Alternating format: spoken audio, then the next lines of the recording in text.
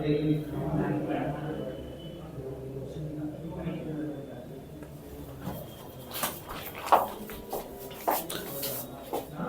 श्री केदार, जय उत्तराखंड। स्वागत है आपका फिर से टारगेट एकेडमी के ऑनलाइन प्लेटफॉर्म पे। सेट नंबर 33 को हम डिस्कस कर रहे थे। हिंदी का डिस्कशन देखेंगे। पहला क्वेश्चन है, तत्सम और तद्भव युगों में असत्य है। ठीक है, तत्सम होते हैं संस्कृत के शब्द और तद्भव होते हैं जो बाद में जो है जिनका अपभ्रंश होने के बाद जो है हिंदी में प्रयोग किया। संस्कृत वो शब्द जो अपभ्रंश होने के बाद हिंदी में जिनका प्रयोग किया गया है। ठीक है, तो इसमें देखेंगे साग बोलते हैं, साग को साग बोला जाता है। ठीक है, साग जो खाते हैं। संबल, सफल, ठीक है, ये तद्भव है और यहाँ पर इनका तत्सम है। समझ को बोला जाता है सज्ञान। ठीक है, और साधु, साहू। ठीक है, तो जो इसमें सही अर्थ हो जाएगा, सही आंसर हो जाएगा इसमें, वो हो जाएगा ऑप्शन नंबर सी। देखो ऑप्शन नंबर सी कहाँ पे गड़बड़ हो रहा है। सज्ञान को बोला जाता है जानना। क्या बोला जाता है? जानना। जानने का जो है तत्सम क्या है? सज्ञान। ठीक है, ये सज्ञान और सज्ञान का जो है तद्भव क्या है? जानना। इसी तरीके से देखेंगे तद्भव, अगर देखें दही, दही को क्या बोलेंगे? दधी। एक शब्द है कौड़ी, कौड़ी को बोला जाता है कपड़दिका। ठीक है, अगर हम देखें ग्रह, ग्रह, ग्रह संस्कृत का शब्द है, इसका तद्भव क्या होगा? गेह। क्या होगा? गेह। चलो बताओ फिर। खीर का तत्सम बताओ। खीर, खीर का तत्सम होता है क्षीर। ठीक है, तो ध्यान रखना है। एक होता है साडू। ठीक है, साडू भाई बोलते हैं पत्नी के बड़े भाई को साडू। ठीक है, पत्नी के बड़ी बहन के पति को साडू बोला जाता है। ठीक है, पत्नी के बड़ी बहन के पति को साडू बोलते हैं। साडू का हो गया सह ऊड़ा। ठीक है, इसी तरीके से देंगे दूल्हा। दूल्हा क्या बोलते हैं? दुर्लभ। ठीक है, दूल्हा हिंदी का तद्भव और दूल्हे का तत्सम क्या है? दुर्लभ। और साडू का सह ऊड़ा। इसके अलावा अगर हम देखेंगे ससुर को बोलते हैं स्वसुर। ठीक है, स्वसुर बोलते हैं ससुर को। चलिए अगला क्वेश्चन देखेंगे। कृतवाच्य। ठीक है, कृतवाच्य में अब जो अगर हम कृतवाच्य की बात करें तो कृतवाच्य में जो है कर्ता प्लस सकर्मक क्रिया या अकर्मक क्रिया दोनों आती है। ठीक है, वाच्य का कर्ता अगर हम क्रिया में देखें तो क्रिया के भेद कृतवाच्य, कर्मवाच्य और भाववाच्य। ठीक है, भाव में जो है कृतवाच्य में अगर कृतवाच्य को आपको पकड़ना है तो कर्ता के अनुसार क्या होता है? कर्ता के हिसाब से क्रिया होती है। जैसे वह लिखता है। ठीक है, वह लिखती है।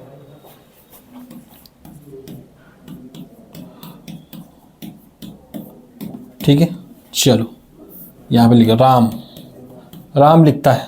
और यहां पर आगे सीता लिखती है। अब बताओ, राम था पुल्लिंग तो क्रिया भी कैसे है? पुल्लिंग। सीता है तो क्रिया कैसी हो गई? स्त्रीलिंग। तो कर्ता के अनुसार क्रिया, अगर कर्ता के अनुसार क्रिया का भाव क्रिया आ रही है तो उसको क्या बोलेंगे? कृतवाच्य।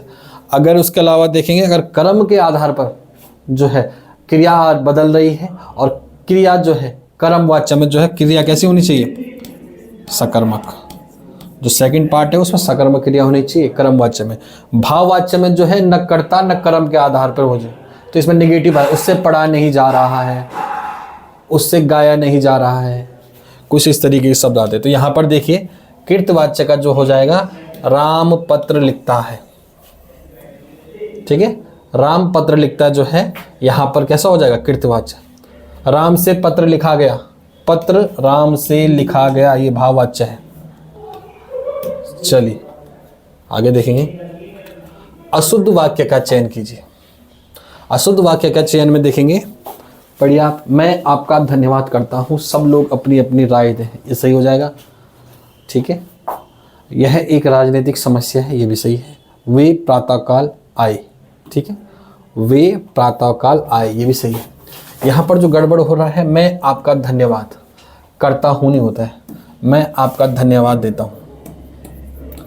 ठीक है, मैं आपका धन्यवाद देता हूँ, ये तो सीधे सीधे लिखता हो आपका धन्यवाद, या फिर क्या लिख देता, आपको धन्यवाद। ठीक है, धन्यवाद में करता है गलत है, धन्यवाद देते। ठीक है, तो ऑप्शन नंबर ए इसका सही आंसर हो जाएगा। अगला देखेंगे, वह कल आएगा, इस वाक्य में कल क्या है? वह कल आएगा, इस वाक्य में कल क्या है? कल जो है इसमें क्रिया की विशेषता बता रहा है। ठीक है, क्रिया विशेषण, और क्रिया विशेषण 4 टाइप के होते हैं, रीतिवाचक, कालवाचक। ठीक है, रीतिवाचक, कालवाचक, परिणामवाचक और स्थानवाचक। तो वह कल आएगा, कब आएगा? कल आएगा। ठीक है, तो ये क्रिया की विशेषता, आएगा क्रिया है, कब आएगा? कल। ठीक है, क्रिया विशेषण क्या है? जो क्रिया की विशेषता बताते हैं। ठीक है, क्रिया विशेषण जो क्रिया की विशेषता बताते हैं, ये 4 टाइप के होते हैं। एक होता स्थान, ठीक, स्थानवाचक के बाद आएगा कालवाचक, कालवाचक के बाद आएगा परिणामवाचक, अब परिणामवाचक के बाद आएगा रीतिवाचक। रीति मतलब कैसे, वह रोज आता है, तो कैसा आता है? रोज आता है। परिणाम, ठीक है, परिणाम में जो है आपको कितना, कितना का अगर आएगा तो कितना का जवाब मिलेगा, तो परिणामवाचक है। कालवाचक में जो है काल का पता चलता है, और स्थानवाचक में जो स्थान का पता चलता है। वह कल आएगा, ये किस में आ जाएगा? कालवाचक में। ठीक है, तो क्रिया विशेषण का टाइप हो जाएगा ये। वह बहुत तेज, वह पढ़ाई में बहुत तेज है, तो बहुत तेज क्या है? विशेषता बता रहा है। लुब्धक, बहेलिया, अहेरी और व्याघ्र किसके पर्यायवाची हैं? आखेटक, शिकारी के। ठीक है, अगर यहां पर देखा जाए, बाघ, शेर के लिख देना शार्दुल, शेर के लिखो है शार्दुल, केहरी। ठीक है, शार्दुल, केहरी, उसके अलावा नाहर। ठीक है, ये शेर की पर्यायवाची। चलिए अगला क्वेश्चन देखेंगे। तद्धित प्रत्यय है, निम्न में से तद्धित प्रत्यय है, तो यहां पर तद्धित प्रत्यय देखो, संज्ञा, सर्वनाम और विशेषण। संज्ञा, सर्वनाम और विशेषण से बने प्रत्यय जो है, संज्ञा, सर्वनाम और विशेषण से बने प्रत्यय तद्धित प्रत्यय कहला जाता है। दूसरा प्रत्यय होता है कृतवच, कृत प्रत्यय। और कृत प्रत्यय किससे बनते हैं? धातु या क्रिया से। ठीक है, अगर कोई कृत प्रत्यय जो है वो क्रिया से बनते हैं। खिलाना, पिलाना, पीना, पिलाना। ठीक है, पीना से बना है पिलाना। अब यहाँ पर देखिए, ये कह रहा है तद्धित प्रत्यय है, तो यहाँ पर तद्धित प्रत्यय में जैसे लिखावट है, लिखावट किसका? लेख। लेख क्या है? क्रिया। लिखना क्या है? क्रिया। लिखना से बना हुआ लिखावट, तो ये कैसा हो गया? कृतवत। ठीक है, बचपन, बच्चा प्लस पन। अब बच्चा क्या है यहाँ पर? संज्ञा, तो बचपन भी सही हो जाएगा। मानवता, ठीक है, मानव, मानव क्या है? संज्ञा, मानव प्लस ता, मानवता। इसका आंसर बी और सी दोनों होगा, ध्यान रखना है। इसका आंसर जो है, जिसने बी सी मारा का, दोनों सही है।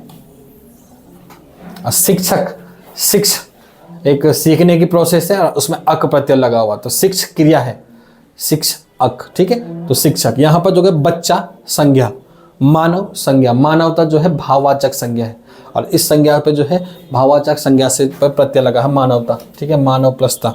तो ध्यान रखना, इसका दोनों आंसर है।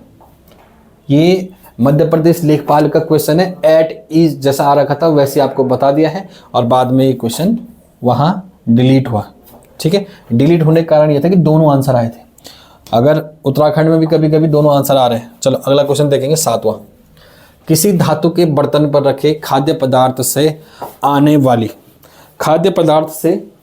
वाली स्वाद हेतु गढ़वाल क्षेत्र में प्रयुक्त शब्द क्या है? ठीक है, धातु के बर्तन पर रखे गए खाद्य पदार्थ से गढ़वाल क्षेत्र में जो है क्या कहा जाता है? जो खाद्य पदार्थ से आने वाली स्वाद हेतु जो गंध आती है उसको क्या बोलते हैं? ठीक है, उसको बोलते हैं अवाण। क्या बोलते हैं? अवाण। अवाण को अगर देखें इसे उगलाण भी बोलते हैं। उगलाण एक बार, ठीक है, अवाण या उगलाण बोलते हैं, ध्यान रखो इसको। अगर चलमलो बोलोगे, चलमलो, तो अगर कुछ जिसमें तेल ज़्यादा होता है ना, तेल ऑयली, ऑयली जिसमें वसा जाता है, तेल ज़्यादा होती है, उससे बोलते हैं चलमलो बनाई। ठीक है, जब तेल ज़्यादा पड़ जाता है। मलमलो मतलब जो सॉफ्ट सा बनता है। ठीक है, ज़्यादा गला दिया तो उसे बोला मलमलो। ठीक है, और अगर बोलेंगे गलतण्या, एक आता है गलतण्या। गलतण्या मतलब होता है फीका। और गलतण्या जो है बुखार जब आता है ना, बुखार आने के बाद आदमी को बुखार आता है, उसके बाद कुछ भी खाते तो कैसा टेस्ट आता है, उसको गढ़वाल में गलतण्या बोलते हैं। ठीक है, ध्यान रखना। ठीक है, और टटमरो किसको बोलेंगे बताओ? टटमरो, हरड़ खाई, हरड़ से टटमरी पड़ गई, तो ये गढ़वाली शब्द है, देख लें। चलमलो, मलमलो जो है जैसे कुछ ज़्यादा अगर कोई चीज़ ज़्यादा बॉईल कर दी ना तो बोलते हैं मलमलो होगा, जैसे मलमलो बना दे, जल्दी से पिघल गया हो। ठीक है, मलमलो। तो ठीक है अच्छा, उलाण भी है, अवाण भी है। ठीक है, ध्यान रखना से क्वेश्चन बन रहे हैं पेपर में। मीठा जहर में कौन सा अलंकार है? मीठा भी है और जहर भी है, विरोधाभास। ऑप्शन नंबर डी, जनु जानु मनु मानु उत्प्रेक्षक। जहां, ठीक है, बिना कर्म के भी काम हो रहा है तो वहां पर कौन सा अलंकार होता है? विभावना अलंकार। ठीक है, संदेह अलंकार का अगर टाइप देखेंगे, जहां पर संदेह, यह मुख है या चांद है। ठीक है, यह मुख है या चांद, कौन सा अलंकार है? संदेह। विरोधाभास अलंकार है। विरोध, जब से आंख लगी तब से आंख न लगी। ठीक है, जब से आंख लगी तब से आंख न लगी। ठीक है, ये विरोधाभास का जो है एक एग्जाम्पल है। ठीक है, आंख लग भी गई और तब से आंख नहीं भी लगी। अब ये देखो जहर है और कैसा? मीठा। ठीक है, जहां पर विरोधाभास का भाव आ रहा होगा वहां पर विरोधाभास अलंकार होता है। संदेह में देखो, यह मुख है या चांद है, यह काया है या शेष छाया है, संदेह अलंकार है। ठीक है, विभावना में देखो विशेष कल्पना की जाती है और बिना साधन के कार्य किया जाता है। जैसे बिन पानी साबुन बिना निर्मल हो सुहाग, मतलब बिना पानी और साबुन के बिना जो है स्वच्छ हो गया मन तन। तो बिना साधन के अगर कार्य हो रहा है, विशेष कल्पना, तो विभावना अलंकार। चलिए, औपचारिक पत्र में संक्षिप्त और स्पष्ट भाषा का प्रयोग किया जाता है, बिल्कुल सही है। औपचारिक पत्र हम उनको लिखते हैं जिनसे हमारा कोई पर्सनली संबंध नहीं होता है। अनौपचारिक पत्र हम उन्हें लिखते हैं जिनसे हमारा पर्सनली संबंध होता है। तो औपचारिक पत्र जैसे हम स्कूल के प्रिंसिपल को लिखते हैं, सेवा में प्रधानाचार्य, ऐसा नहीं ना, हाँ भाई प्रधानाचार्य, हेलो प्रधानाचार्य, हेलो सर, ऐसा नहीं ना। तो औपचारिक पत्र वो होता है जिनसे हमारा डायरेक्ट संबंध नहीं होता, तो उनको जो है औपचारिक पत्र लिखे जाते हैं। ठीक है, संक्षिप्त और स्पष्ट भाषा का प्रयोग किया जाता है, कारण क्योंकि अनावश्यक विस्तार से संदेश स्पष्ट हो जाता है। बिल्कुल सही है, अगर अनावश्यक बातें करनी है तो आपको अनौपचारिक पत्र दिए जाते हैं जो अपने प्रियजन को भेजा जाते हैं। ठीक है, तो यहाँ पर जो है कथन और कारण दोनों सही हैं और ये सही व्याख्या करता है। ऑप्शन नंबर 1 इसका सही आंसर हो जाएगा। चलिए अगला क्वेश्चन देखेंगे। किस वाक्य में समुच्चय बोधक अवयव नहीं है? समुच्चय बोधक जो है दो शब्दों को जोड़ता है। समुच्चय बोधक मतलब क्या हो गया? जो दो शब्दों को जोड़ेगा। वह आया और चला गया, ये देखो और आया ना, और ने इसको जोड़ा। वह आया और चला गया, किसने जोड़ा? और ने। तो ये क्या है? समुच्चय बोधक है। इसमें है यदि तुम आओगे मैं जाऊंगा, किसने जोड़ा इस शब्द को? तू ने। इसमें भी है क्योंकि वह बीमार है इसलिए, ठीक है, नहीं आया। इसलिए के बाद देखो, क्योंकि वह बीमार है इसलिए वह नहीं आया, तो इसलिए ने देखो उस वह को भी खत्म कर दिया, इसलिए नहीं आया। वह डर के मारे भाग गया। ऑप्शन नंबर डी इसका सही आंसर हो जाएगा। वह डर के मारे भाग गया, दो शब्दों और पदों को जोड़ने के लिए समुच्चय बोधक। ठीक है, चलिए क्रिया से निमित्त भाववाचक संज्ञा वाले विकल्प का चयन कीजिए। जो क्रिया से बनी है, ठीक है, क्रिया से उड़ना, उड़ना से उड़ान, ठीक है, बड़ा आसान था, उड़ना उड़ान।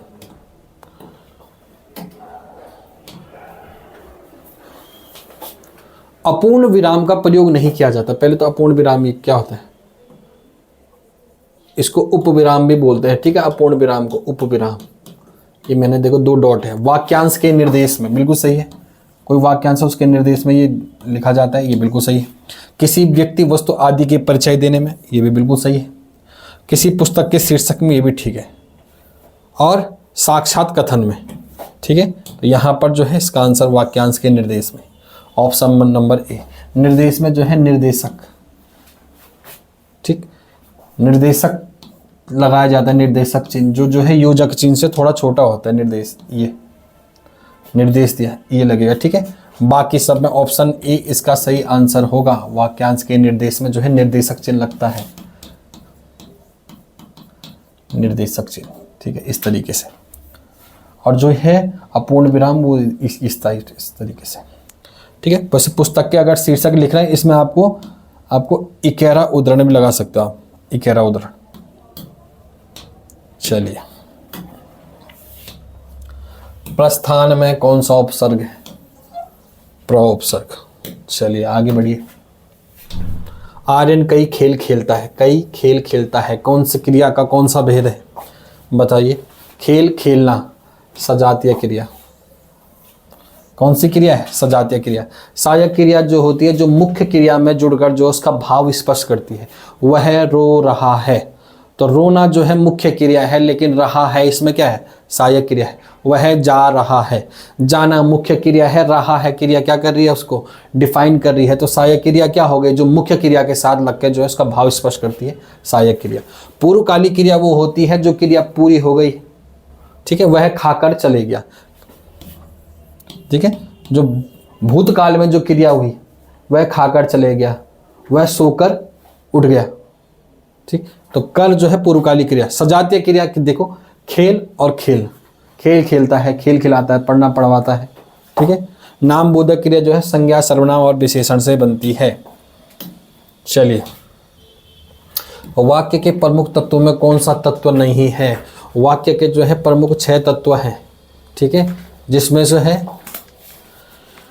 वाक्य के प्रमुख तत्वों में अगर हम देखें तो योग्यता बिल्कुल सही है। योग्यता के बाद देखिए अगर पदक्रम बिल्कुल सही है, निकटतम बिल्कुल सही है, जिसका आंसर हो जाएगा सरलतम, ठीक है। इसके अलावा जो है आकांक्षा, ठीक है, योग्यता हो गई, आकांक्षा होगी, अन्वय और सार्थकता। ये वाक्य के 6 पद हैं, आवश्यक तत्व हैं, ठीक है। पदक्रम में देखो, पदक्रम होता है कर्ता प्लस क्रम प्लस क्रिया, ठीक है। निकटता मतलब होती है कि शब्द ऐसा ना हो कि एक दूसरे से कोई मैच ही नहीं कर रहे, शब्द की निकटता होनी चाहिए, ठीक। योग्यता में जो है योग्य होने चाहिए, मतलब उसका कुछ सार्थक शब्द होना चाहिए। आकांक्षाएं मतलब वो उसने खाना खाया, क्वेश्चन अगर राम ने खाना खाया तो आपकी आकांक्षा जगी, क्या खाया, तो आकांक्षा भी होनी चाहिए वाक्य में, ठीक है। वह पिक्चर देख रहा है तो आकांक्षा होनी चाहिए, कौन सी पिक्चर देख रहा है, क्या देख रहा है। अन्वय में जो है काल का, इसका अरेंजमेंट जो है सही होना चाहिए। सार्थकता मतलब सार्थकता तो होनी चाहिए ना वाक्य में, कि वाक्य असार्थकता कब आएगी, जब उसका पदक्रम सही होगा, ठीक है। कर्ता, कर्म और क्रिया, ठीक है, आपने टेंस पढ़े हैं ना, वाक्य क्रिया वो वही है योग्यता, यहाँ पर सरलता नहीं है। और अगर हम देखें वाक्य में जो है 2 प्रमुख तत्व होते हैं, उद्देश्य और विधेय। जिसके बारे में बात की जा रही है वो उद्देश्य है, जो बात हो रही है वो है विधेय, ठीक है। चलिए, श्रुति का सही वर्ण विच्छेद है, श्रुति, बस यहीं पे है दिक्कत। तो देखो जो नीचे होता है वो क्या होता है, पूरा होता है, तो ये नीचे क्या है, र, और ऊपर क्या है, सौ, तो 100 हलंत प्लस मैंने बताया आधा बट्टा पूरा। कोई भी अगर कोई आपको ऐसा शब्द दिखे जिसमें मात्राएं लगी हैं, ये वाला रो चाहिए, यहाँ आए चाहिए रो, यहाँ है रेफ रो, तो आपको चित्र मान, जैसे प्रो लिखेंगे तो प्रो कैसे लिखेंगे, और ऊपर क्या है, पौ, पौ आधा है और रॉ पूरा है, ठीक है। अगर लिखेंगे कर्म तो ऊपर क्या है, रॉ, नीचे क्या है, मौ, तो रॉ यहाँ आधा है और मौ क्या है, पूरा। तो ऐसा फॉर्मूला याद रखना, आधा बटे पूरा, ठीक है। अब यहाँ देखेंगे तो 100, इसमें क्या है 100, अब ये पूरा रॉ आएगा, रॉ हलन प्लस औ, सु, ऊ है ना, ऊ, ठीक है, प्लस तौ प्लस ई। तो कौन सा सही हो जाएगा, 100 प्लस रॉ प्लस ऊ प्लस तौ प्लस ई। तो इसमें तो एक जैसे दो हो रहे हैं भैया, देखिए, ठीक है। 100 ये भी ठीक जा रहा है, 100 ये रॉ, ये भी ठीक है, रॉ हलंत होना चाहिए था ना फिर रॉ में, दोनों में गड़बड़ हो गई। यहाँ पे एक में रॉ में हलंत होगा भैया, इसमें जुड़ा नहीं, ऑप्शन नंबर डी सही आंसर है। इसमें हलंत आएगा, है हलंत आएगा क्योंकि स्वर बाद में ये है, फिर तो ई, ऑप्शन नंबर डी। यहाँ पर मिस प्रिंट हो रखा है, एक में हलंत होगा एक में हलंत नहीं होगा, ठीक है, समझ रहे हो ना, इसमें हलंत होगा ऐसे। कहाँ गया ये, अब बनेगा सही, 100 हलंत प्लस रॉ हलंत प्लस ऊ, तभी तो ये बनेगा। ऊपर मात्रा आएगी ये छोटी ऊ की, इस 100, अब ये रॉ पूरा हो गया और ऊ की मात्रा आ गई, ठीक है। चलिए, राज्य क्षेत्र में कार्यरत श्रमिकों में प्रधान श्रमिक हेतु प्रयुक्त होता है, ठीक है, टांडेल।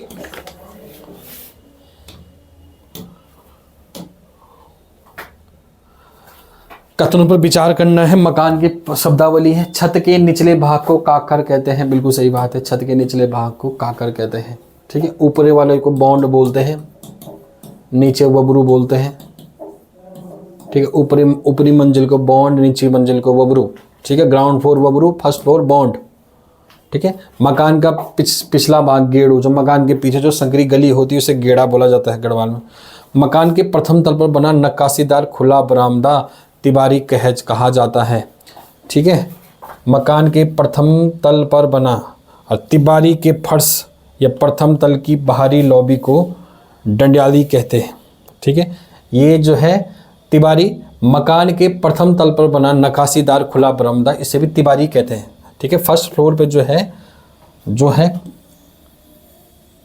तो फर्स्ट फ्लोर के जो है, वैसे फर्स्ट तिबारी किसको बोलेंगे, तिबारी जो है फर्स्ट फ्लोर प्रथम तल का जो है नक्काशीदार खुला बरामदा, ठीक। तो ऑप्शन नंबर जो है यहाँ पर प्रथम तल पे नक्काशीदार खुला दरवाजा जो है फर्स्ट फ्लोर है गांव में, ठीक है, इसमें तिबारी बोलते हैं। और तिबारी के बाहर जो है डंडियाली होती है, ठीक है। तो ऑप्शन नंबर सी वैसे इसका आंसर दे रखा है, इसे एक बार चेक करना। मुझे लग रहा है यहाँ पर भूतल होता तब जाके ये आंसर होता, क्योंकि असत्य पूछ रहा है ना, असत्य कथन पूछ रहा है। अगर यहाँ पर भूतल बोलेंगे, भूतल का जो है, भूतल वाले कमरे को क्या बोला जाता है, उसको बोला जाता है हट्टी। क्या बोला जाता है, हट्टी। और गढ़वाली गाना सुना होगा, तिबारी में बैठा बोला बाबा जी उदास। तो तिबारी जो है प्रथम तल पर ही है। अब प्रथम तल पर जो बना हुआ नक्काशीदार खुला बरामदा वो तिबारी होगी। और तिबारी के बाहर जो है, जो हमारी जो तिबारी की फर्श है, उसके जो प्रथम बाहर जो तिबारी के फर्श के बाहर जो है डंडियाली है, समझे। मकान की जगह ऊपर वाला मकान होता है, ऊपर वाला कम मकान के ऊपर ये देखो, ये कमरा होगा खुला, इसको तिबारी बोलेंगे। और यहाँ से ऊपर डंडियाली, ये डंडियाली होगी, ये तिबारी होगी, ठीक है। ऑप्शन नंबर सी चेक कर लेना, ये वीडियो मैं आपको ग्रुप में भेजूंगा। चलिए, एकमात्र कारक चिन्ह जिसका प्रयोग कारक से पहले किया जाता है, संबोधन कारक, हे भो अरे, ठीक है। संप्रदान में देने का भाव आता है, ठीक है, को और के लिए। अगर देने का भाव है, ठीक है, तो संप्रदान कारक आता है को के लिए। अधिकरण में जो है मैं पर, आधार पर पता चलता है कि आधार, इसके ऊपर मैं, इसके नीचे, ठीक है। अगला क्वेश्चन, पछताना शब्द के लिए प्रयुक्त कहावत है सिर धुनना। क्या है, सिर धुनना जो है ऑप्शन सही हो जाएगा। चलिए, अब जीएस का डिस्कस करते हैं।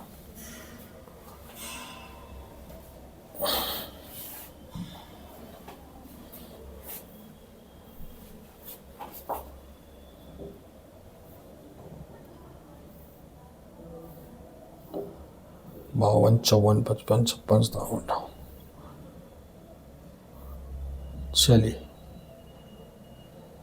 जीएस डिस्कस करते हैं। जीएस के वाला क्वेश्चन है, दक्षिण भारत से उत्तर भारत की ओर मानसून की अवधि घटती है। ठीक है, मानसून से क्वेश्चन है। ये हमारा दक्षिण भारत है और ये हमारा उत्तर भारत है। ये कह रहे हैं कि बार जो है भारत में मानसून जो है दो तरीके से आता है, एक आता है दक्षिण पश्चिम मानसून, एक आता है उत्तर पूर्व मानसून। ठीक है, दक्षिण पश्चिम मानसून को हम आता हुआ मानसून कहते हैं, उत्तर पूर्व मानसून को हम लौटता हुआ मानसून कहते हैं। इसके अलावा जो सर्दियों में बारिश होती है उसे वेस्टर्न डिस्टर्बेंस के कारण होती है, पश्चिमी विक्षोभ के कारण होती है। ये तीन चीज़ आपको याद करनी पड़ेंगी। ठीक है, हमारे पास जो है मानसून दक्षिण पश्चिम मानसून से आता है। जो मेन मानसून है हमारा, जिससे भारत में सबसे ज़्यादा वर्षा होती है, वो दक्षिण पश्चिम मानसून है, जो हिंद महासागर से क्या नमी उठाते हुए आता है। ध्यान रखना है, दक्षिण पश्चिम मानसून। ठीक है, दक्षिण पश्चिम मानसून।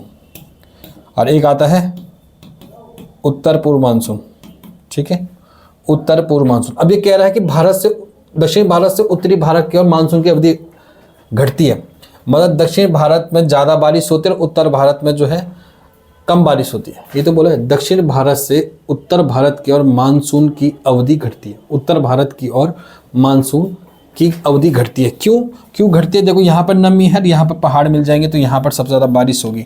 और दूसरा अवधि की बात करी जाए तो जहाँ जब यहाँ औसतन जो बारिश है ना, उत्तर भारत से ज़्यादा जो है दक्षिण भारत में होती है। ठीक है, तो एक फैक्ट ये हो गया। ये उत्तर और दक्षिण का कॉन्सेप्ट है, पूरा पश्चिम का कॉन्सेप्ट नहीं आया अभी। ठीक है, लोग बोले ऊपर बर्फ पड़ती है, लेकिन बारिश और बर्फ में फ़र्क है। ठीक है, दक्षिण भारत से उत्तर भारत की ओर मानसून की अवधि घटती है। दक्षिण भारत में जो है मानसून ज़्यादा होता है, क्योंकि यहाँ से बारिश आएगी सीधे जो है केरल के तट पे बारिश आएगी और अवधि भी लंबी रहती है। ठीक है, जब दक्षिण पश्चिम मानसून है, अगर औसतन समय देखा जाए तो दक्षिण भारत में वर्षा ज़्यादा होती है। बिल्कुल सही स्टेटमेंट है, आप मैप में समझ लेने थे कि ये इस तरीके से बारिश हवा चलती है, यहाँ बारिश होती है।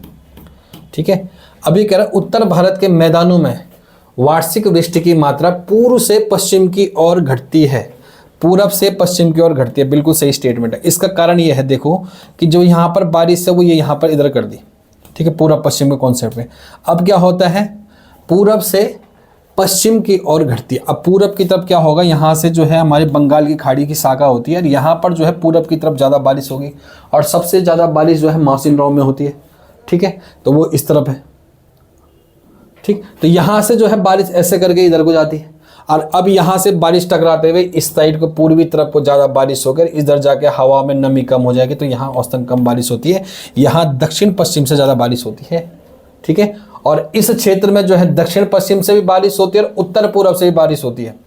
जो ये वाला क्षेत्र है ना, ये वाला क्षेत्र, इसमें जो है उत्तर पूर्व वाले मानसून से भी बारिश होती है, दक्षिण पूर्व मानसून से भी बारिश होती है, तो औसतन इस क्षेत्र में ज़्यादा बारिश होती है। और जो हमारा ये वाला क्षेत्र है, इस वाले क्षेत्र में जो है दक्षिण पश्चिम मानसून से बारिश होती है। बस ये समझना है, दोनों सही है, मानसून को ढंग से समझना है। 1 और 2 दोनों सही है। जिसने तुक्के भी मारा को समझना है इसको। हाइड्रोजन विजन 2025 किससे संबंधित है? हाइड्रोजन विजन 2025 जो संबंधित है वो पेट्रोलियम उत्पादन के भंडारण से। ठीक है, ऑप्शन नंबर फर्स्ट सही हो जाएगा। ठीक है, यूरो 1 और UN 2 है जो है वो वाहन उत्सर्जन के मानक है। ठीक है, वाहन उत्सर्जन के मानक है यूरो 1 और यूरो 2। ठीक है, वाहन उत्सर्जन के मानक है। चलिए अगला क्वेश्चन देखेंगे। किस सुल्तान ने जमीन में फसल की नपाई व आधा राजस्व के रूप में दावा किया? ठीक है, सबसे पहले जो है फसल की नपाई तथा आधा 50% राजस्व जो है सबसे पहले जो लगाता है वो अलाउद्दीन खिलजी लगाता है। अलाउद्दीन खिलजी जो है सबसे पहले जो है टैक्स की दर पर, अलाउद्दीन खिलजी जो है जहाँ उपजाऊ ज़्यादा थी वहाँ टैक्स का रेट कितना कर देता है? 50%। तो सबसे पहले जो है खिलजी उपजाऊ दर को 50% करता है। MBT भी करता है, पर मोहम्मद बिन तुगलक भी जो है 50% जो है टैक्स कर देता है दोआब के क्षेत्र में। लेकिन इसका ये दाव उल्टा पड़ जाता है, क्योंकि उस समय वहाँ क्या आ जाती है, बाढ़ आ जाती है, सूखा पड़ जाता है, और जो है MBT के समय ये इसकी ट्रिक उल्टी पड़ जाती है। अलाउद्दीन खिलजी जो है भूमि की उत्पादकता पे जो है इसने, जहाँ अधिक उत्पादन हो रहा था वहाँ 50% टैक्स, जहाँ उससे कम हो रहा था वहाँ उस हिसाब से टैक्स लगाया हुआ था। ठीक है, इल्तुतमिश की जो है एकता प्रथा है। ठीक है, नगद वेतन के बदले जो भूमि दी जाती थी, इक्तेदारी, इक्ता प्रथा इल्तुतमिश के। बलबन ने जो है लोहा और रक्त की नीति अपनाई थी। ठीक है, अगला क्वेश्चन देखेंगे। अनुशीलन समिति थी, अनुशीलन समिति जो है 1902 में जो है पी मित्र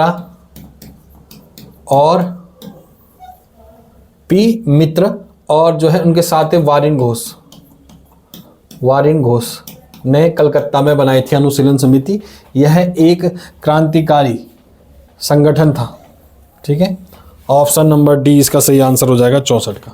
ठीक, इसके अलावा ढाका में जो है, याद रखना, ढाका में जो है अनुशीलन समिति बनाता है पुलिन दास, ढाका अनुशीलन समिति पुलिन दास, ये कलकत्ता में बनती है। और देखो, अगर सबसे ज़्यादा क्रांति जो है शुरुआती दौर में जो है सबसे ज़्यादा घटनाएं क्रांति की हो रही होती है वो कलकत्ता में होती। चलिए, भारतीय संविधान के अंतर्गत निम्न में से कौन सा मौलिक कर्तव्य नहीं है? मौलिक कर्तव्य नहीं है। आम चुनाव में मतदान। ठीक है, ऑप्शन फर्स्ट इसका सही आंसर हो जाएगा, आम चुनाव में मतदान करने का अधिकार जो है उसे वैधानिक अधिकार बताया गया कोर्ट ने। ध्यान रखना, कैसा अधिकार है? वैधानिक अधिकार है। ठीक है, अभी रिसेंटली जो है इस पर बार बार वाद हुई कि मौलिक अधिकार है, संवैधानिक अधिकार है, संविधिक अधिकार है, तो इसे वैधानिक अधिकार माना गया है। वयस्क मताधिकार है। ठीक है, वयस्क मताधिकार लिखा गया हमारे यहाँ। और वयस्क मताधिकार को जो है वयस्क कितना होगा? 18 साल। अभी माना सरकार का 18 साल से जो अधिक उम्र का बच्चा है वो जो है उसको मतदाता सूची में पंजीकरण कराएगा। वो तो आर्टिकल 326 में लिखा गया है ये। ठीक है, आर्टिकल 326 में वयस्क मताधिकार की बात की गई है। लेकिन आम मतदान जो है आपका कैसा अधिकार है? वैधानिक अधिकार है। ध्यान रखना है, वैधानिक अधिकार। वैज्ञानिक दृष्टिकोण की भावना का विकास, ये बिल्कुल मौलिक कर्तव्य में है। सार्वजनिक संपत्ति की सुरक्षा, ये भी मौलिक कर्तव्य का भाग है। संविधान का पालन तथा इसका आदर्शों का सम्मान, ये भी मौलिक कर्तव्य है। देखिए, मौलिक कर्तव्य जो हमारे मूल संविधान में नहीं थे, 42वें संविधान 1976 में जो है 10 मौलिक कर्तव्य जोड़े गए। कितने मौलिक कर्तव्य जोड़े गए? 10। 42वें संविधान संशोधन 1976 में। उसके बाद जो है 86वें संविधान संशोधन 2002 में जो है यहाँ पर हमारे पास 11वां मौलिक कर्तव्य जोड़ा, जिसमें लिखा गया कि माँ पिताजी का जो कर्तव्य होगा या अभिभावकों का कर्तव्य होगा वो अपने बच्चों को जो है स्कूली शिक्षा कराएंगे। ठीक, वो 86वें संविधान संशोधन 2002। ठीक है, इसके अलावा जो है स्वर्ण सिंह समिति के सिफारिश पे जो है मौलिक कर्तव्य आए और आर्टिकल जोड़ा 51A। कौन सा आर्टिकल जोड़ा? 51A आर्टिकल जुड़ा। इसके साथ साथ अगर हम बात करें मौलिक कर्तव्यों की जांच के लिए जो है वर्मा समिति बनती है। वर्मा समिति जो है मौलिक कर्तव्यों का क्रियान्वयन सही ढंग से हो रहा नहीं हो रहा, इसके लिए बनी वर्मा समिति, जो 1999 में बनी। और वर्मा समिति की सिफारिश के आगे चल के आपके पास झंडा संहिता आ जाती है 2002 में। चलिए, भारत में विधान परिषद के गठन में कौन सा कथन सही है? विधान परिषद जो है आर्टिकल 169 में जो है विधान परिषद के बारे में लिखा गया है। एक विधान परिषद उस राज्य की विधानसभा कुल सदस्यों का 1/3 से अधिक सदस्य नहीं हो सकते हैं। बिल्कुल सही, उस विधानसभा के कुल सदस्यों का 1/3। और न्यूनतम जो अगर पूछेंगे न्यूनतम, तो न्यूनतम है 40। न्यूनतम कितना विधान परिषद? 40। ठीक है, और राज्य की विधानसभा के कुल सदस्यों का 1/3। अभी तो सबसे ज़्यादा जो है उत्तर प्रदेश के पास विधान परिषद के सदस्य हैं, तो कुल सदस्यों का 1/3। अगर न्यूनतम पूछेगा 40। राज्य की विधान परिषद में कम से कम 40 सदस्य अवश्य होने चाहिए, ये भी सही है। तो फर्स्ट और सेकंड दोनों सही है। कौन सा क्वेश्चन है ये? Question number 66। इसके अलावा जो है विधान परिषद के जो है सदस्यों का जो चुनाव है वो होता है 1/3 जो है राज्य की विधानसभा,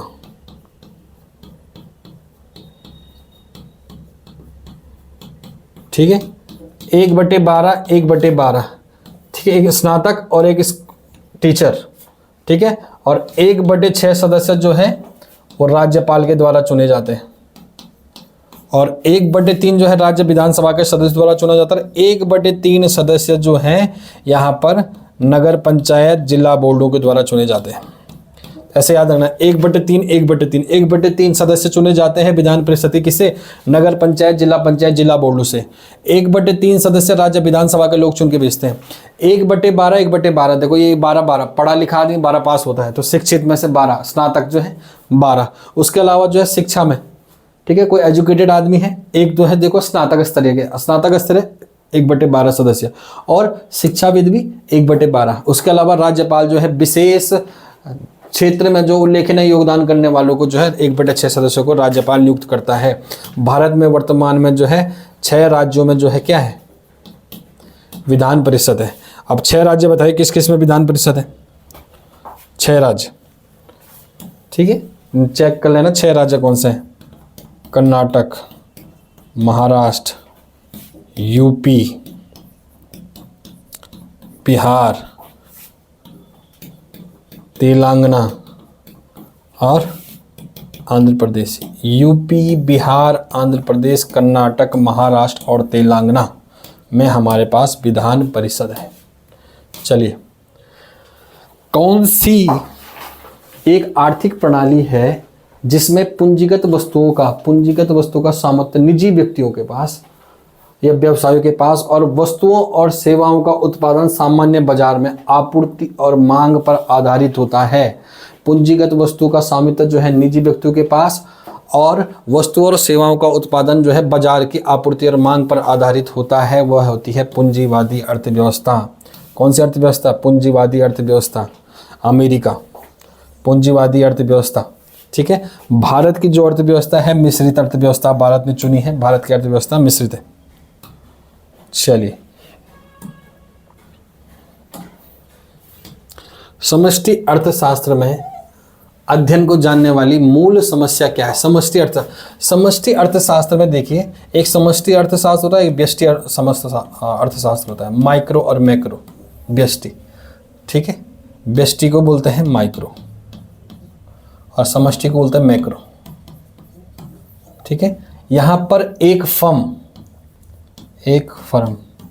और एक व्यक्ति को केंद्र में रखकर जो है पढ़ाई की जाती है या अध्ययन किया जाता है, उसे व्यष्टि समष्टिशास्त्र कहते हैं। जैसे प्रति व्यक्ति आय, ठीक है। और अगर हम पूरे देश के हिसाब से निकालें तो उसे समष्टि अर्थशास्त्र में पढ़ेंगे। जैसे हम पढ़ेंगे जीडीपी, राष्ट्रीय आय, वो है मैक्रो में पढ़ेंगे। देखिए, तो अर्थशास्त्र में जो हम आर्थिक आर्थिक गतिविधियों को पढ़ते हैं, जिसके 2 टाइप होते हैं, समष्टि अर्थशास्त्र और व्यष्टि।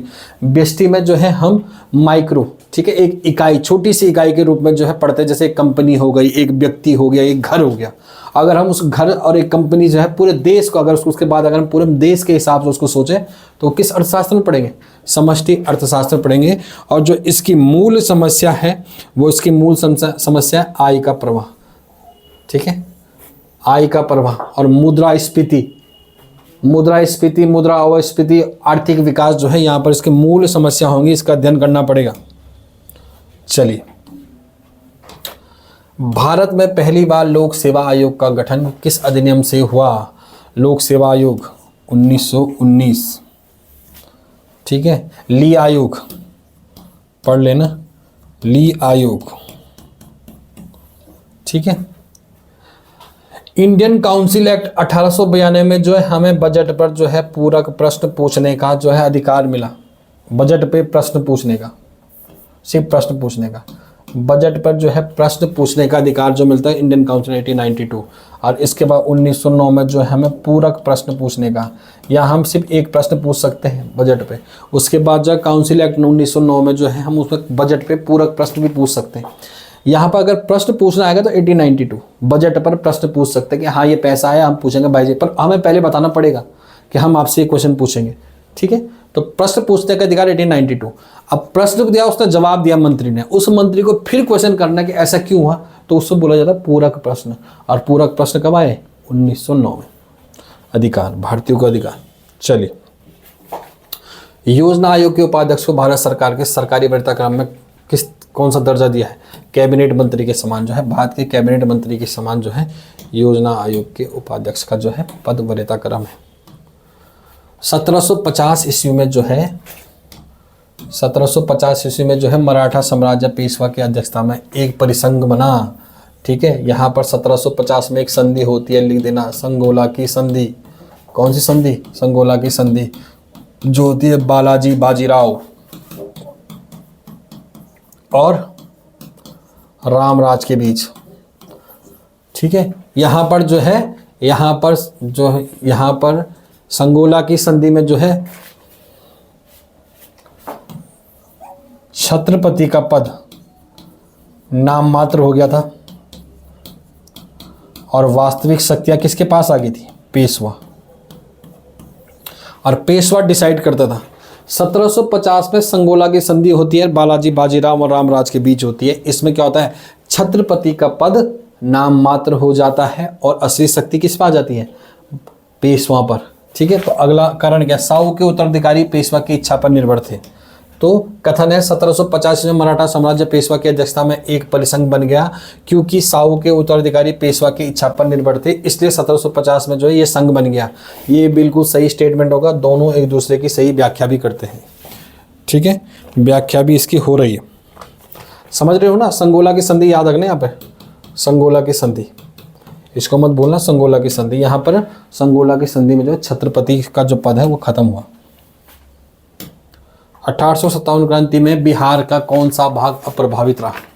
ठीक, बिहार का जो भाग अप्रभावित रहा, दानपुर, पटना, आरा, मुंगेर, मुजफ्फरपुर। ठीक, तो इसका जो आंसर हो जाएगा ऑप्शन नंबर सी, मुंगेर। ठीक है, मुंगेर के अलावा जो है सबने भाग लिया। अभी यहाँ पर देखिए क्वेश्चन बनेगा, बिहार में जो है नेतृत्व किसने किया? बिहार में नेतृत्व किया था कुंवर सिंह ने। कुंवर सिंह और आनंद सिंह ने जो है बिहार में नेतृत्व किया। 1857 की क्रांति, ठीक है, भारतीयों द्वारा अंग्रेजों के खिलाफ पहली क्रांति थी और संगठित विद्रोह था जो मध्य भारत के क्षेत्र में फैला। ठीक है, मध्य भारत के क्षेत्र में फैला, जिसमें देखेंगे कानपुर में जो है नाना साहब, लखनऊ में बेगम हजरत महल, फैजाबाद में बताओ, फैजाबाद में, अयोध्या में डंका शाह, जिसका नाम था मौलवी अहमदुल्लाह, इसी को डंका शाह बोल जाते।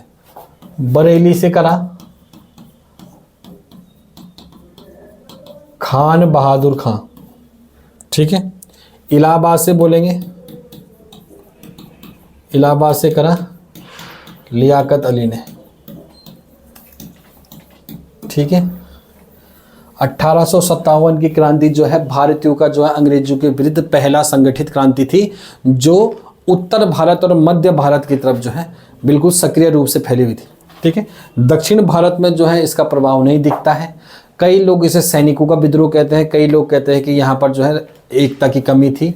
कई इतिहासकार मानते हैं कि यहाँ पर जो है सभी लोग जो है अपने राज घराने को बचाने, अपने सिंहासन को बचाने के लिए युद्ध में लड़े हुए थे, इसलिए एकता नहीं आई।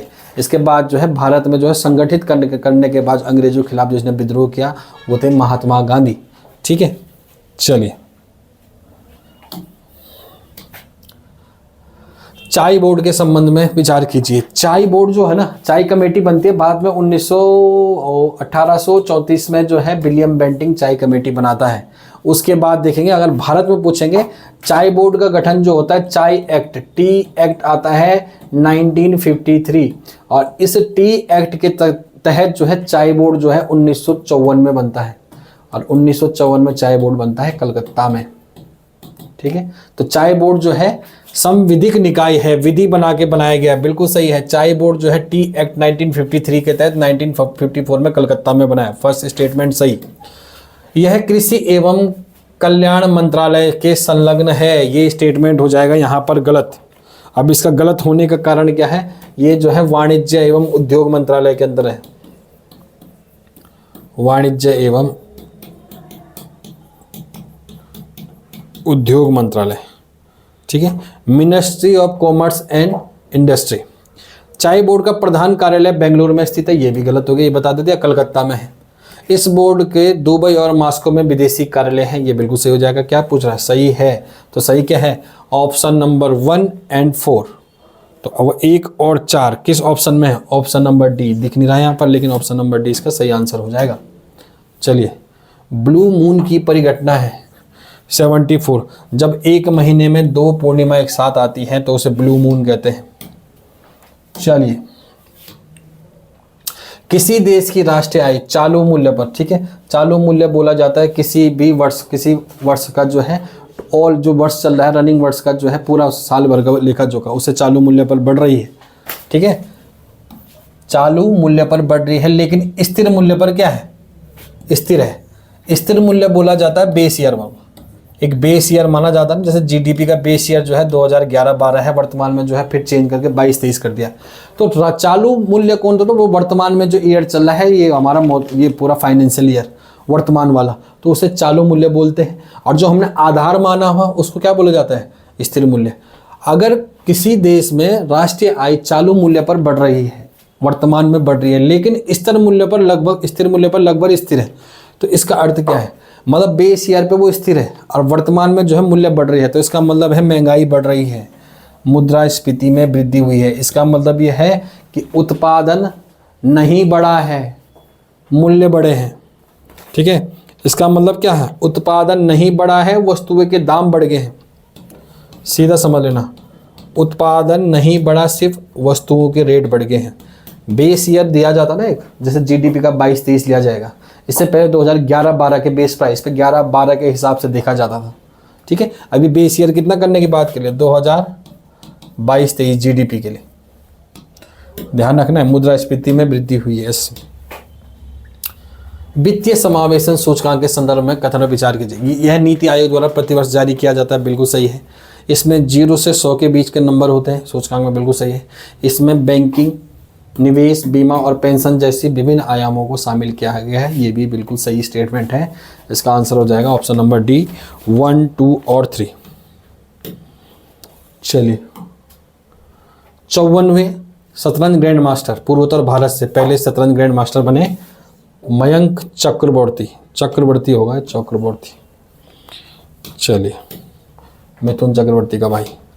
हाल ही में नई दिल्ली विश्व पैरा एथलेटिक्स ग्रांड प्रिक्स 2026 पदक तालिका में शीर्ष स्थान पर कौन रहा? तो शीर्ष स्थान पर रहा भारत। ठीक है, पैरा एथलेटिक में 208 पदक जीते भारत ने।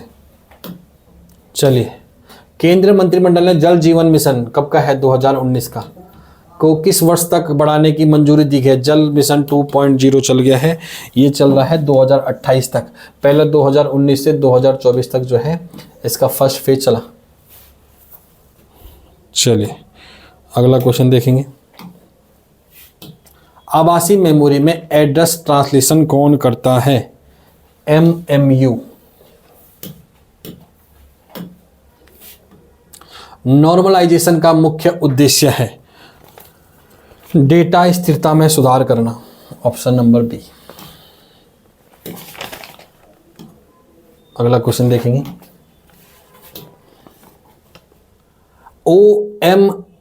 OS में थ्रेसिंग कब होता है?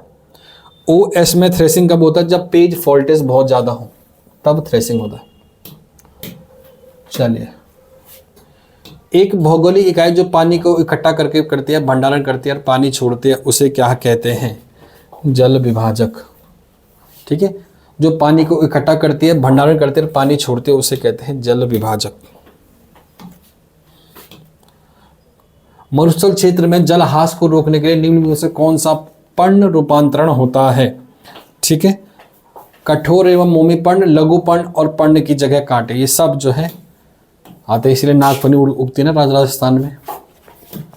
ठीक है, कठोर एवं मोमी पर्ण, लघु पर्ण और पर्ण की जगह कांटे, क्योंकि जहाँ वहाँ जल पानी नहीं है, उसके पत्तों के जो है वृक्षों पे जो है वृक्ष खुद ही जो है नुकीलेदार हो जाते हैं, छोटे हाइट में छोटे होते हैं और कटीले होते हैं।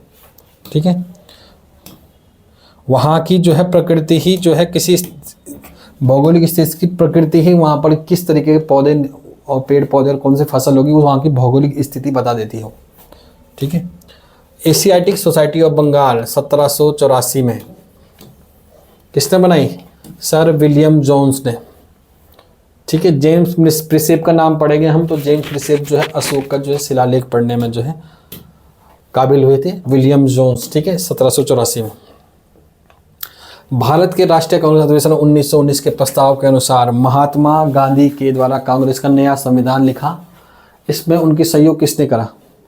तो महात्मा गांधी का जो सहयोग किया वो क्या, NC केलकर, IB सेन और एक आदमी आता है JN देश पांडे, इनका नाम याद रखना, देश पांडे, इन्होंने। तो ऑप्शन नंबर 2 और 4 देखना। 1919 में जो होता है जलियांवाला बाग हत्याकांड के बाद जो है यहाँ पर महात्मा गांधी जो है इस समय उग्र जो है, महात्मा गांधी इस समय नया संविधान लिख रहे हैं, कांग्रेस के एक नए मोड़ देना चाह रहे हैं राष्ट्रीय आंदोलनों को। और अभी महात्मा गांधी जो है असहयोग आंदोलन चलाना चाह रहे हैं क्योंकि भारतीयों के साथ जलियांवाला बाग हत्याकांड हो गया है। महात्मा गांधी ने जो है प्रथम विश्व युद्ध में जो है महात्मा गांधी को भर्ती करने वाला सार्जेंट कहा गया था। महात्मा गांधी ने जो है भारतीयों को जबरन फौज में भेजा था कि महात्मा गांधी ने कहा था कि आप ब्रिटिश की तरफ से आप युद्ध करिए और ये ब्रिटिशर्स आपको क्या करेंगे, आज़ाद करेंगे। लेकिन दुर्भाग्य देखिए कि जिन ब्रिटिशर्स के लिए भारतीयों ने विक्टोरिया क्रॉस लाए, ठीक है, सर्वश्रेष्ठ जो पुरस्कार है वीरता का विक्टोरिया क्रॉस, उस समय भारत गब्बर सिंह, ठीक है, दरबान सिंह, उत्तराखंड के 2 सूरवीर भी रहे जिनको विक्टोरिया क्रॉस मिला।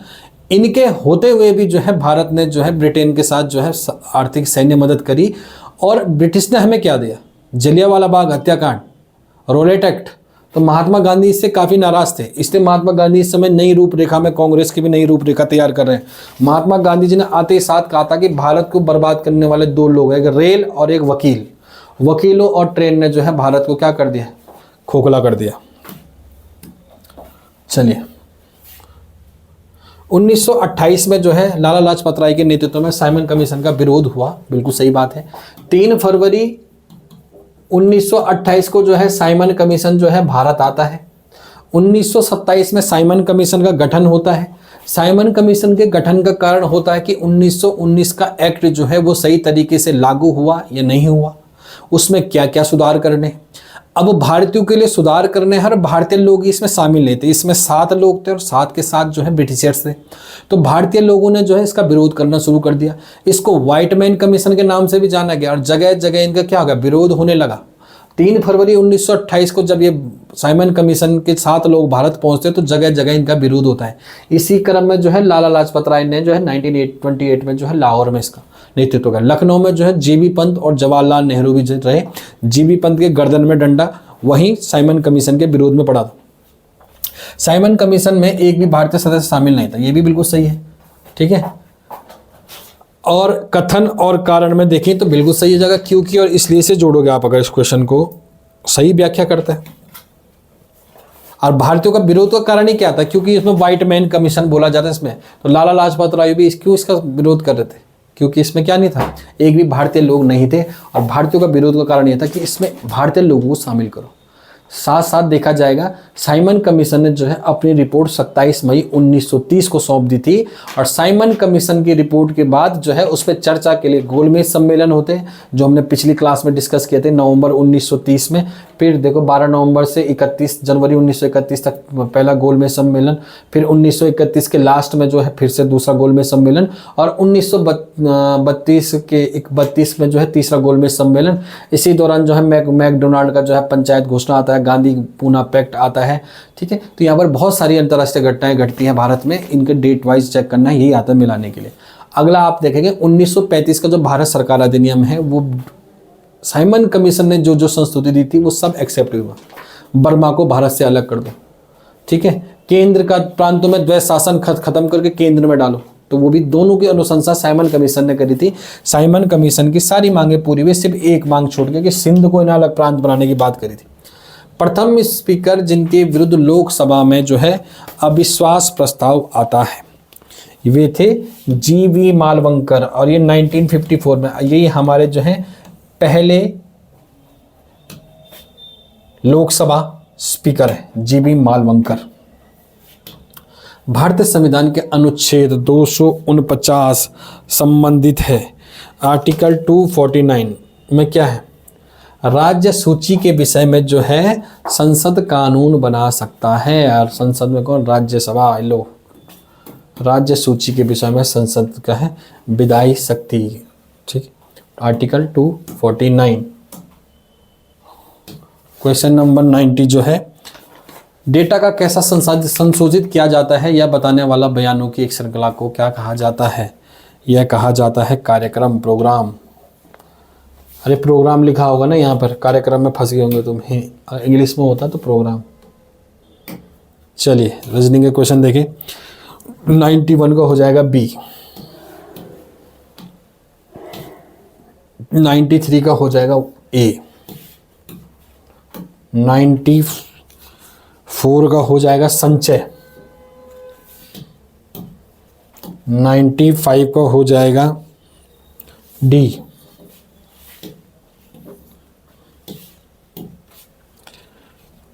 94 का नहीं, 94 का होगा भाग और 94 का आएगा भाग और माइनस, ऑप्शन नंबर सी। 95 का आएगा डी, 95 का डी।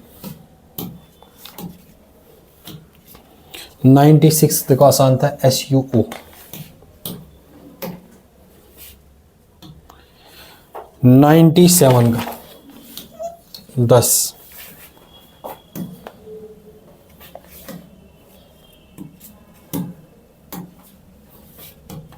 98 का जो आंसर हो जाएगा आपके पास ऑप्शन नंबर डी। दोनों अनुसरण नहीं करते, यहाँ पर नहीं था ऑप्शन में, नहीं करते हैं। अगर जिसका नहीं हो, अगर ये क्वेश्चन गड़बड़ है तो एक नंबर दे देना, अगर जिसके मेरे इसमें सही लिखा हुआ पेपर में, ठीक है। यहाँ अनुसरण करते लिखा हुआ या नहीं करते लिखा हुआ, तो जिसने नहीं लिखा होगा वो उसको हिसाब से कर देना, ठीक है। ओके, अगला क्वेश्चन देखना। 99 का हो जाएगा डी, और 100 क्वेश्चन का जो है 100 का हो जाएगा 8, ठीक है। तो आज के लिए इतना ही। अगली क्लास के देखिए मेहनत करते रहिए और जुड़े रहिए हमारे साथ टारगेट एकेडमी।